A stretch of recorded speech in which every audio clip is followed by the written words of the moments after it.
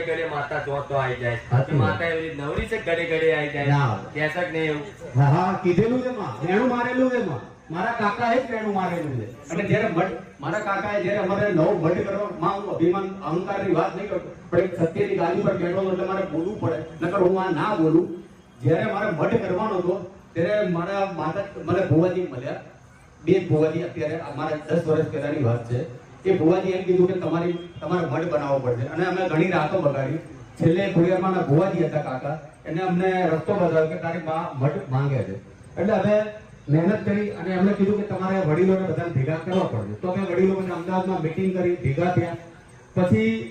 એવામાં એક મારા કાકા થોડાક ટાઈમ પહેલા એવું મેળું માર્યા કે મઢ થાય બરાબર પણ આ માં આમના કોઠે ના આવી જોઈએ બીજાના કોઠે આવે તો હું માનું આવું મેળું માર્યું તો માએ ત્યાં જ અમને કહી દીધું